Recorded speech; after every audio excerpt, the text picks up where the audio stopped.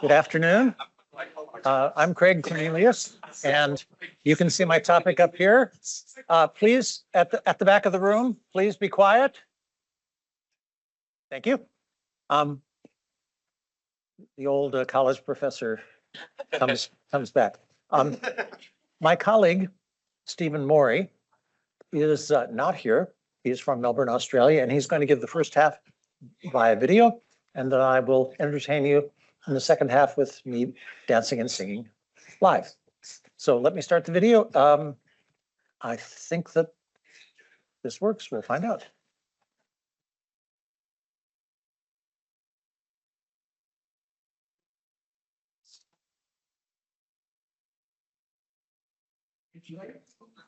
Academic documents used by members of the community in Unicode. Now, to do that, I first need to talk a little bit about some of the languages, some of the scripts that we're going to discuss today. So the overview talks a little bit of an introduction to the languages on the here and their scripts. The discussion of the current situation, the fact that there are many documents and dictionaries that are hopefully not yet in Unicode, and some of the issues this involves the use of heritage fonts, many of which were made before the Unicode era, the preference for older fonts that a number of community members have because they better suit their needs and are easier to encode using programs such as Microsoft Word. Some of the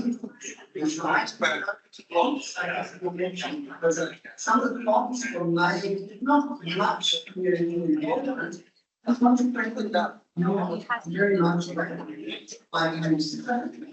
Be aware of this. Thirdly, about where is the Unicode going to end up with archives and some of the current challenges. Applications of difficulty installing mobile devices, and in recent years, the increasing information developed on this, and the support is really needed. Okay, so most of the languages I'm going to be talking about today belong to the Thai language family, and from the perspective of script, there are two main groups of Thai people in northeast India, and some of these languages are also spoken on both sides of the Myanmar-India border. So first of all, there are what we call scripts, used by companies like a and young. And these scripts are based on Spanish Shan, which is itself related to Burmese, and these were encoded as part of the Unicode Myanmar block. This has created both some opportunities but also some challenges for us. These languages are still spoken, although Hungary is very much in danger, and the members of the Thai community are learning the script. So we're wondering the various scripts until one script or in Thai script, depending on the different ways. And then there's the second script, although related to these, has got its own block within Unicode. So that solves some problems and creates some others. It's not only spoken as a mother tongue, but it is undergoing a significant revival. And there's also a informed company script on both sides of the border, with the addition of these products. As a different area we're talking about, northeast India, if you look at the map on the left, that red part, these are the known as the Seven Sisters, the states in northeast India, and the Thai languages are basically found in Assam, that's the green one, towards the top right-hand corner, and across the border in Arunachal Pradesh. And then, as I mentioned before, across the border in Burma or Myanmar, which is the part to the right of northeast India on this map. Okay, so just a very brief explanation of how these scripts work. This is a traditional manuscript by a pod, manuscript of Borla village owned by John Lee. I haven't had a chance to visit Borla village quite a few years ago. This manuscript is in pretty poor condition, and I photographed it with a much less strong, much less wood cabinet than the ones I have today, but we can still get a good idea of what it looks like. And this brings one of the first challenges that we have, and we've mentioned this before. There are really two types of scripts that have been encoded as one within the Unicode system. That's what are known as the simple forms, or we could call the simple forms like the Burmese script, which is top line on the left-hand side, so on the right-hand side, but easier to see on the left-hand side. And then the typical Dorlicti with its distinctive black dots. Now, after some discussion, Unicode did accept that we can access the black dots via variant selectors that are present in the Noto fonts, but they don't always work. They don't, for example, at present work in the versions of Microsoft Word that I have. And this is something I've been talking about for a long time, and it's still not quite happening. Okay, there is also a reformed version of the script, which is the reformed Compty, and I've given you an example here from the 2024 calendar. Compty is a language which is being very actively used, and the script is being very actively used, and the community are keen to move forward with using Unicode, but there are a couple of issues. So Compty speakers very much, so you might notice here that some of the words, for example, the second, what looks like the second word, it's actually the second phrase of the first line, has got at the ends of the words what look like punctuation marks. These are actually tone marks, look like colons, semicolons, commas, sometimes full stops, but I think in the diagram we have here, in the example we have here, we only have colons and what look like colons, semicolons. These are tone marks. In the Noto fonts, which are the only ones that community can currently use on mobile phones, these are open circles. Now they look good, but the community prefers them to be blackened, as you can see in these examples. Now this, as we know, is not a substantial issue, but it is something that the community is important. This is what a particular document that I have converted into Unicode for them, using the wonderful converter that Craig has created, looks like with the open tone marks. You can see open, if you start from the first full line, you can see what looks like an open period or full stop, open comma, an open colon, an open semicolon, and then a little bit later, a comma that is raised up. Now, this is a new tone mark that the company have decided to use, which is not sort of a part of the Unicode standard at this stage. We need to get it included, I guess. So they're using a what is an inverted comma or apostrophe symbol, but it doesn't match the others. Now, we know that these are not substantial issues for the long term, but they matter for community. And I want to read the mention the whole script, which looks very different to the untrained eye. Actually, those of us who can read all of these scripts can see the similarities between them. And from the point of view of a sort of an academic study of these scripts, it doesn't make a lot of sense that the whole script was separately encoded to the other scripts, the Cornelius scripts. What it was, and we have to deal with that. The advantage of it being separately encoded is that the characters can appear the way we want them. One of the disadvantages is that it does not yet work fully in programs like Microsoft Word. Okay, now I'm going to mention briefly that there are other communities in Northeast India who are creating their own scripts. And they're doing this because they don't feel that the Roman script, which is otherwise going to be used for writing minority languages, covers what they need. And this is an example of a document that was published, I think, probably 2 to 3 years back now, printed primer in the Tumsa script. Tumsa script was accepted into Unicode, I think, in 2021. But the Noto font, the main Unicode font for the script, is still not in full use. And one of the reasons is that it's very difficult for people to install it on their mobile phone because although Tumsa has been part of Unicode for a few years now, it's still not one of the scripts that has been included in recent updates to mobile phones, to at least Android phones, which in this case, probably fortunately, most people in Northeast use. Okay, so the current situation. I think we still have far more documents in these languages using heritage fonts, pre-Unicode fonts, older fonts, rather than those which are yet into the new fonts. Part of this is to do with the issues of conversion, and Craig is going to speak about that later, because of the differences in the structure between the new fonts and the old fonts. And part of it is due to the fact that people prefer what they are used to.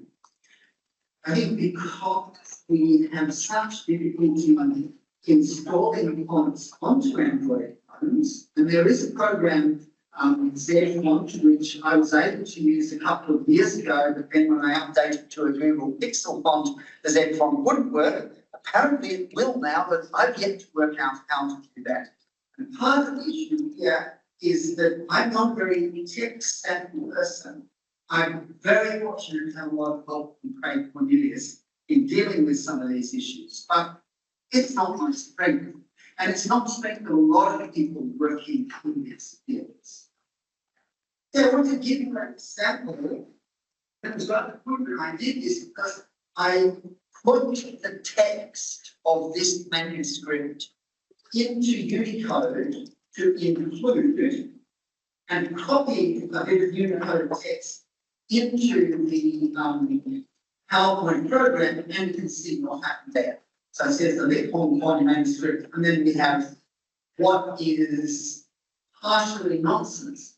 And it's partially nonsense because 2 of the letters that are preferred by the Thai, which is the letter M and the letter H, actually the other way around, are not at this point able to be supported, it seems, by the PowerPoint program. Now, I developed this version of PowerPoint because I bought a new computer and bought new copies of Microsoft just a couple of months ago when I retired from the university. So this isn't probably a version control issue. It's an issue that something needs to happen in these programs to make all these fonts work.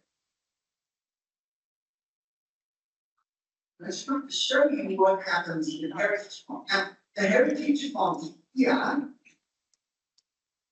this is what communities used to. This is the font that I made in 1997, virtually untouched since then. It's not bad. One of the things it doesn't do is to split lines nicely. That has to be done by hand, although Craig has worked on a wonderful system for allowing this to occur in Unicode. But this is a heritage font, and I put these symbols right on the top of the ASCII keyboard, and I did that because back in 1997 I didn't know any other way to do it. So if we remove the font information, what we get is this, which is clearly nonsense. Now, you could reconstruct this if you had the instructions, if you had the document that I made back in 1997 to explain the keystrokes, but clearly it's forgotten. Clearly we would prefer this to be in Unicode, like the Thai company document that we saw a few slides ago. But convincing as a community of the need to do this and the advantage to do this is difficult when people can't see things working, as was the case with the previous slide. Okay. So wanted to say a little bit about where these new Unicode documents are going. So we do have some specialist linguistic archives. In this case, I'm referring to Pacific and regional like digital sources and engaged cultures. And because that's a bit of a mouthful, that's a very substantial mouthful, we always call it paradisic. Now, ideally, we would want everything to be out that's going to be archived in the coming decades, and hopefully for much, much longer, to be in a Unicode format and not heritage fonts that might be lost. Now, this conversion process, though, is not completely straightforward because, for example, I have lots of documents full of multiple fonts, and Craig spent a great deal of time, which he'll probably talk more about, trying to solve the problems, the challenges of being able to convert just some parts into the new Unicode font and not all. So the current challenges. Well, I guess the biggest challenge that we have at the moment is applications that don't implement the font correctly. So this is the case with Microsoft Word and also with PowerPoint. We saw the example with PowerPoint 4 does not simply renders as boxes certain characters that are not supported in the program, but they're exactly the same problem when we try and do this in Word. And it's not just a case of changing the font. It's there may be solutions around this, but it's not straightforward, and consequently communities are going to shy away from it. I'm having trouble doing this. I can promise you most people in Northeast India are going to have at least as much trouble. And we have, for example, in the old script, which is the one that I showed when the manuscript document has its own encoding. Some of the vowels have to be placed on the left-hand side of the letter, that would be that side, I guess, from those of you watching this, but have to be encoded on the right-hand side. This was a decision made for some of the Southeast Asian and South Asian scripts, but not all. Standard Thai doesn't do that. Standard Thai encodes where it writes. But in the Burmese, in the Myanmar set, you have to encode to the right, but here to the left. But Microsoft Word still doesn't do that in script. And therefore, you can't encode, you can't use Word for writing diamond documents in Unicode in any sort of clear practical way. The second big issue is the difficulty in installing fonts on mobile devices. I'm talking here about mobile phones, cell phones, they have different names. And at a certain point in the past, I think, even 5 years ago, we had somewhat an easier process with this than we do today. So for the Dangsa script accepted into Unicode in 2021, with a Noto font developed soon after, still not in the Android updates. So I think there's a program called Keyman on my mobile phone to type in the script. If I then try and copy that and put that, for example, into a WhatsApp document, it'll come up as boxes. So clearly we require a separate font installation program like ZFont. So say, I believe, and I've recently heard that ZFont might now be working in phones like mine, but I haven't yet got it working. And the other issue that we face here is, I think it's fair to say there is a bit of an increasing commitment to develop fonts and support scripts newly encoded in Unicode, newly included in Unicode. We have a lot of support from the Google Corporation, for example, with the Noto fonts. There seems to be less support for that right now, for reasons I'm not about. Okay, so I'm going to stop here and hand over to Craig, who will talk about some of the things that we have been doing. And in particular, he'll mention the conversion tools, but also the grapheme cluster boundaries, which will solve that problem of the lines in Thai script that do not look good because they break in unexpected places. Tell the computer where to break. Thank you. Stephen. Just so you know, Stephen Morey is a retired professor of linguistics. He was at La Trobe University. I met him when I was in Australia, in Melbourne, as part of the Center of Excellence for the Dynamics of Language, which was a 7-year project in Australian in Australian and other languages. I was privileged to be part of that advisory council. I am a retired person from Google. Just 1 month ago, I gave my badge back, and now I am officially unemployed. But Stephen and I continue our conversations almost weekly about this work. There are reasons to convert old fonts. Stephen mentioned a few of them, but I think that one of the most important things is that language communities really benefit when they get the attention from scholars, and also when they can move toward actually using the technology on a day-to-day basis. So getting a Unicode font is something really critical for that, and getting it into their devices is really important. Creating keyboards so that people can type their language on mobile devices and desktops. And this encourages literacy in that language. Many languages are spoken but not written, and people are moving more and more to using these languages. And the ability to create educational materials is critical. When you do a font conversion from a legacy font, you have to do several things. The first is take a look at the font. And this is an example from the FontForge program of the Pake script. And this has been used in what I think are hundreds of documents that Stephen has put together, documenting language, documenting stories, and so on. And as you can see, the code points at the top are all in the ASCII range. That's why the document that he showed before with all ASCII letters was in that form rather than the Thai script. But the symbols here have been put in there. This was all that was available for Stephen when he was doing this work originally. So the first thing after getting the font itself is to identify the code points that are actually used in the documents. Not all of them are. Then work with these and identify which particular code points in the font encoding correspond to Unicode characters. Try to figure out that. And I actually built in JavaScript some tools so that we could take tables, which says this ASCII character goes to this Burmese character, this one goes to this one goes to these.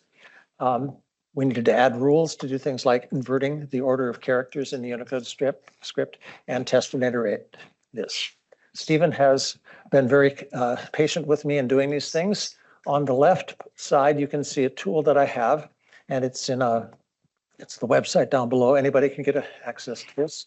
At the top, the script window in the top is using the encoded font, and the conversion to Thai Pake text is in the second line with the Myanmar script. And you can see that the code points here can actually be examined. These are all in the ASCII range, and these are in the Myanmar block. On the right is a summary of the conversions that we identified for the Thai Pake, and that's also online at this particular website. To convert documents is something different than just converting the font. The tool I showed you lets you type in some text, bang, you say you convert to Unicode and you've got some other text, but it's not within a document. But almost all of Stephen's work has been in Microsoft Word. When Microsoft Words are saved as .docx files, then we can start working with them programmatically because he has hundreds of these documents. I'm not going to paste and copy and paste in back and forth into this little JavaScript window. So the general approach that I've taken to this for Microsoft Word, also Microsoft Excel, and various dictionary formats and other things that Stephen has used over the years is to read the document with a program, parse its structure, traverse all the text fields, look at the font, and if the font name matches the font name that he used, then look up each character, transform it into Unicode, change the font name in the new document to be the Unicode font name, typically Noto or another Unicode font. change the style and the size, because sizes between one font and another font may be different, and then save it as a new Unicode document. That's the idea. The first way I thought about doing this was to actually use docx files, which are just modified zip archives. And one can open these archives by just basically changing the name to .zip, and then it will open as a structured set of directories with text in there, and you can look at them in the XML and actually see where each individual character is put in there. Has some advantages. You can see the whole darn thing in great gory detail, but the disadvantage is it's XML with multiple levels of detail, multiple levels of complex structure, and there are many constants which are defined in who knows where, and it's very difficult to add or modify existing structures in this. So I determined after trying to play with the XML structure that it was too complicated.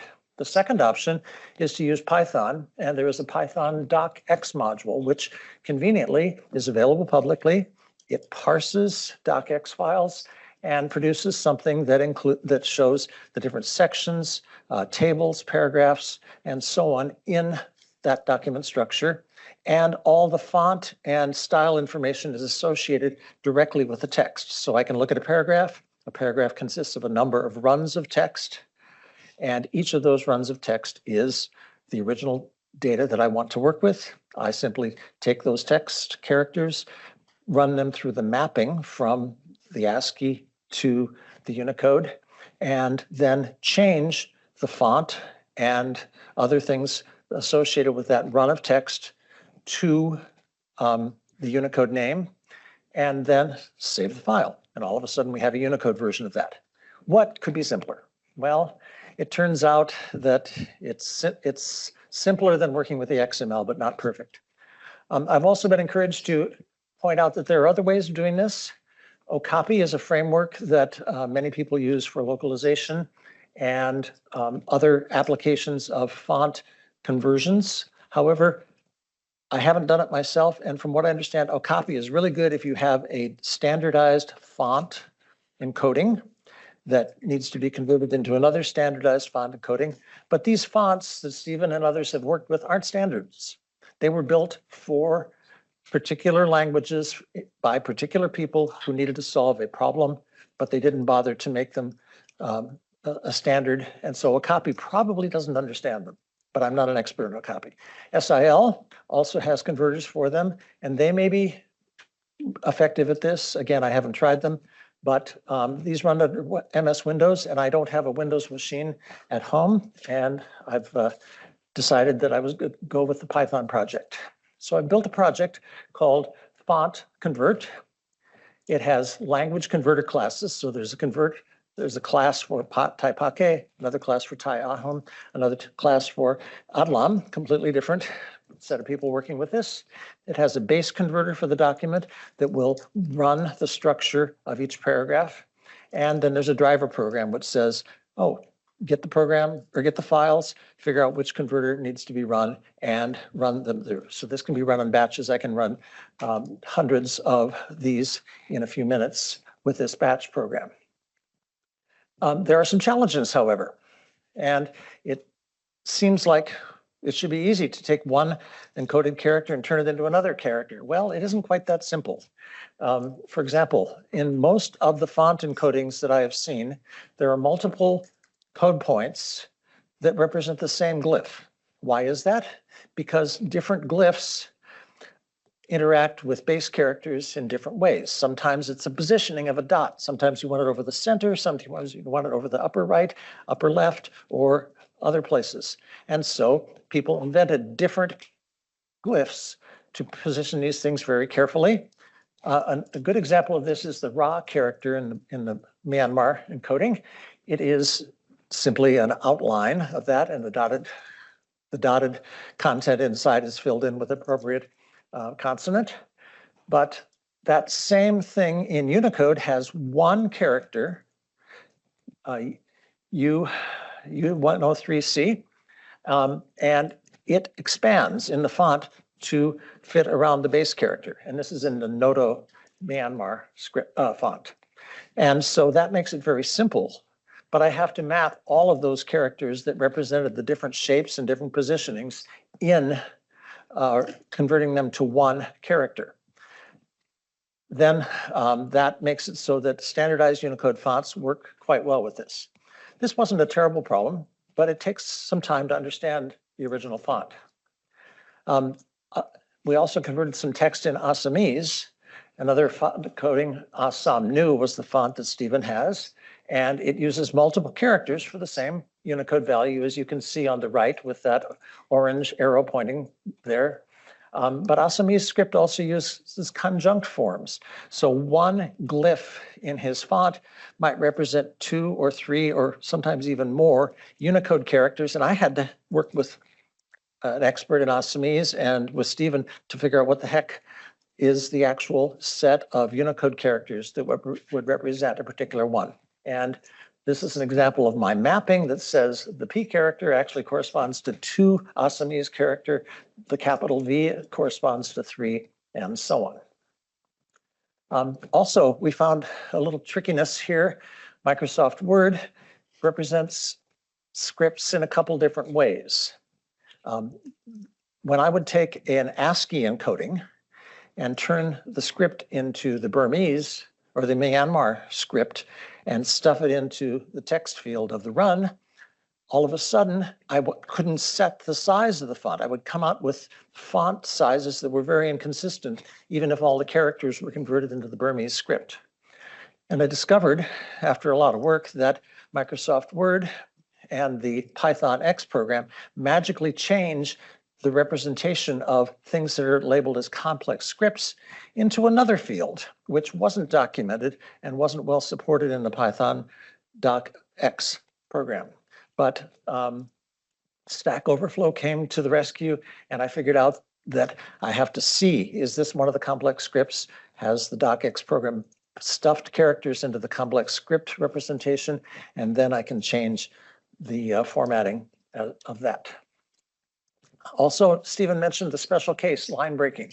I believe that for the Thai Ahom and Thai Pake characters, we have problem. In particular, Thai Pake is written using Burmese characters, but the Burmese line breaking algorithms, which are built into each and every Unicode device, don't recognize some of these characters that are not part of the Burmese language.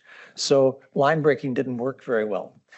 It isn't beautiful to have this text, which after conversion looks like some lines are very short, some lines are very long, and there's no apparent reason. So we actually forced this in many cases by adding the 0 width space between the appropriate places. This is a hack, but it's what we have to do to make his documents look reasonable. I've implemented this in 2 different ways. One is one is a command line program, which says basically convert the fonts given a particular language code and a directory to where the documents are, the .docx files. I've also built an online version, which is in prototype form, and you can go there and play with it and watch it mostly work. And I've done this for several different kinds of things, both in docx and also in Microsoft Excel for some Atlan. And this is not perfect, but it seems to work pretty well. It lets you upload a file. It crunches on it for a while, and if the file isn't too big, we'll download a new version of the file in Unicode format. It's all on GitHub, so you can take a look at this if you'd like and help me out. The code isn't beautiful, but it mostly works now. There are multiple language converters with a conversion class that lets one drive all the Microsoft Word changes, and the main program, either the command line program or the online converter, use this structure. And it's publicly available at the Sven Oli, github.com. Stephen also mentioned that we are working on keyboards for this because I had limited and have even more limited access to the people who actually build keyboards into Google products. Now we've been using Keyman, and I encourage you to go see the Keyman or the keyboard talk by Tex a little later. Keyman can be used to develop keyboards for any output or any device, and In particular, we have built a Taipake keyboard, and it's available at this site. Keyboards also can include lexical models, which is a form of predictive text. Basically, when people give a bunch of words, the Keyman program can make text suggestions. Just a few conclusions. Unicode can support language communities, even smaller language communities who are starting to use their languages online. As you know, many languages have not been actually written by their communities. That's changing as people get cell phones in their hands and say, why can't I use this in my own language? Of course, this needs basic technical support. It needs fonts in the devices. It needs ways for people to type and ways for people to read them. And converting these documents into Unicode format will let them be on the internet for people to use. Linguists and other people will be able to look at this for a long, long time after we've converted them to Unicode. The tools are being developed for both users and researchers, and we hope that these communities will start using Unicode for reading and writing, creating text, and distributing it. And if you're interested in doing some of this work, I'd welcome your help in going forward. Stephen is a very demanding person, but has also taught me an awful lot about the joys and challenges of dealing with our language technology. Thank you.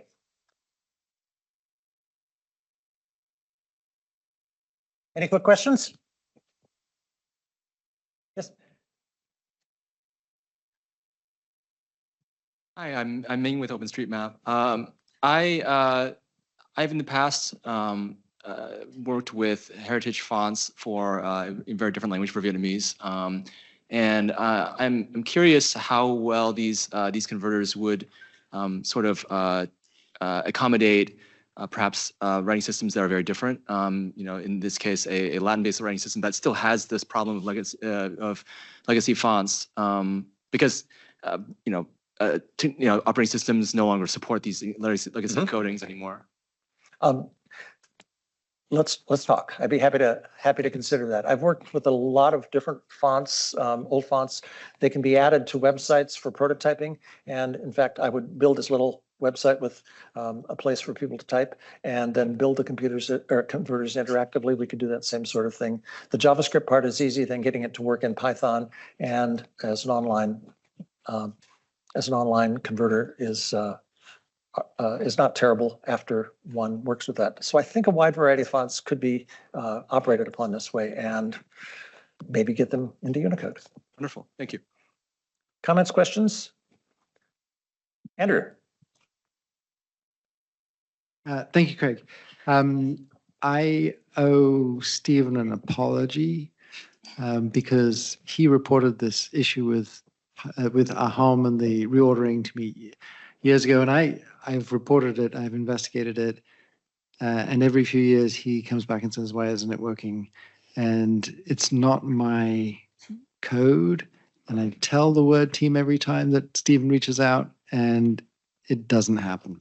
So apologize for that. I've taken another note, and I will tell them again, and maybe we'll get a different result.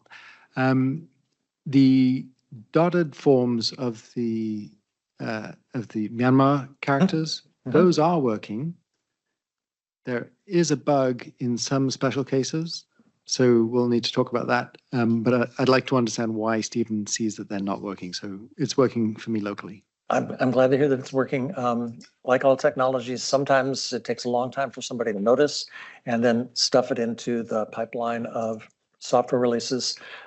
I wasn't part of the Gboard team, but I had influence until a month ago with that group, and I'm hoping that people will pay attention to the work that's being done on keyboards, for example, to get that into our products, not as add-ons, but actually built-in pieces of the various operating systems that we're running. It's complicated. And as you heard, Stephen's an equal opportunity critic of our various companies, both large and small.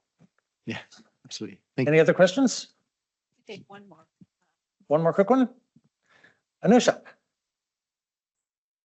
And while you're going, this is the actual document that Stephen had with the pre-encoded and the converted to Myanmar. And you can see that the line mapping seems to be working fairly well. Yes. Hi, Craig. Thanks so much for this talk. Both you and Stephen mentioned the challenges of mobile phones, like even when you have a newer font, it not being usable on older Android phones or being unable to use custom fonts. So I think this is kind of a question for everyone, but do you have any ideas on how to make that situation better? Yes, I have ideas, but I can't implement them. Because fonts actually have active components, they are not just passive lookup tables. They actually have code in them, can operate. They are security risks, and Android has chosen not to make it easy, or in many cases even possible, to install fonts unless they've been rigorously tested. And as far as I know, Google does not have a rigorous method for testing those fonts for safety.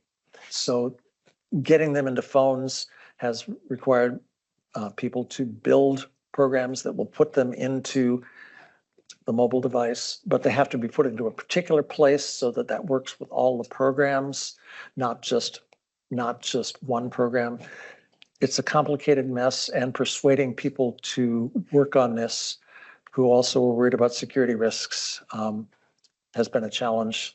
Talk to Anne Marie Apple if you get a chance about that. She will